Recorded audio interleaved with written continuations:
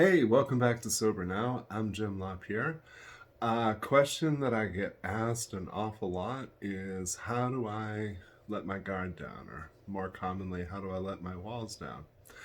And I think there's a lot to that. I think quite often in the course of recovery, we tend to think in black and white ways, at least early on. So folks either feel like they need their walls for protection, or they feel like they should tear them down entirely. And no, I'm not going to encourage anybody to tear them down entirely. We need defenses. We need ways to protect ourselves from people who are not safe or are not good to be vulnerable with. So, moving away from all or nothing thinking, when people talk to me about their walls, I'll say to them, well, what if we put a window inside that wall so that we have more clarity as to what's going on the other side, and maybe a little more light and a little more clarity on what's happening behind that wall? Because for most of us, that's where the real danger is. The person who most abuses me, undermines me, sabotages me is the person behind that wall, not the people on the other side of it. So if we build a window, we've got some more clarity, and the next step is to build a door. And if I have a door, then I can decide who to let in and who not to. And that's hard for us because, like everybody I've ever served has to explain to me, they have trust issues. And I always look for how good their sense of humor is, because what I want to say is, really, really, you have trust issues? Really? We all do. Simmer down. Our past experiences formed our present expectations. And even when our lives get better, even with long term sobriety, deep down we kind of expect people today to act like people in our past did. And we don't really change those expectations even when everything's different. So for us to trust is something that is typically very slow to form. And the problem, really, for most of us, is it's a time cumbersome process. We observe people. We look for do their actions match up to their words? When we relate to them, do they seem consistently to be the person that we perceive them to be?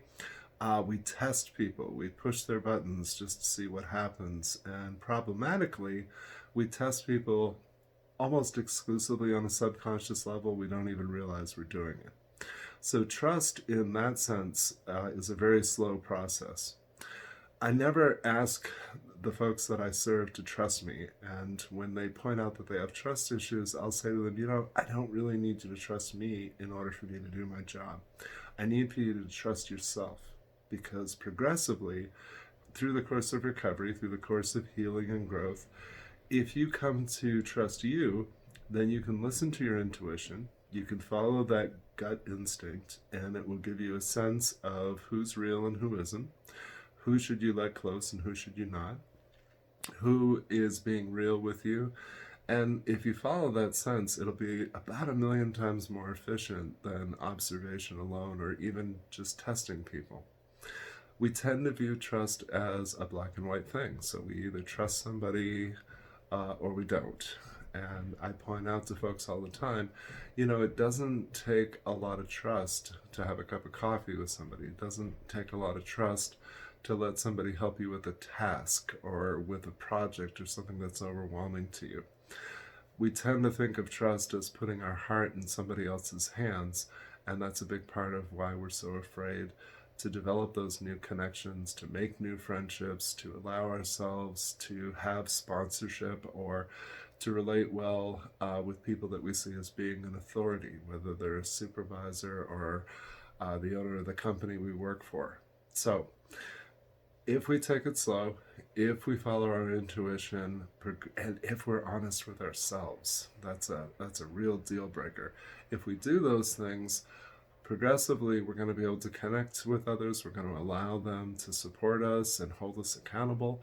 We're going to notice the white lies that we tell ourselves, the small justifications and rationalizations that we use when we're doing what we know isn't really the right thing.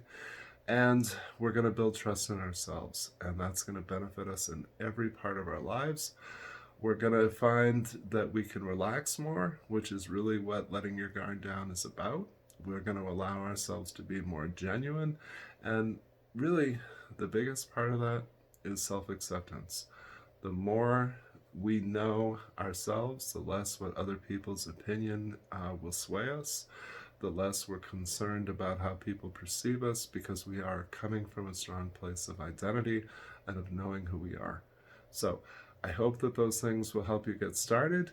I hope you'll email me, jim@sobernow.com. I hope you'll put a like on today's video and hit the subscribe button on our YouTube channel. And I hope that you'll share with friends and family, because we always want to broaden this conversation. Would love to hear about questions that you have or topics you'd like to hear covered. Most of all, please take excellent care of you and have a great day.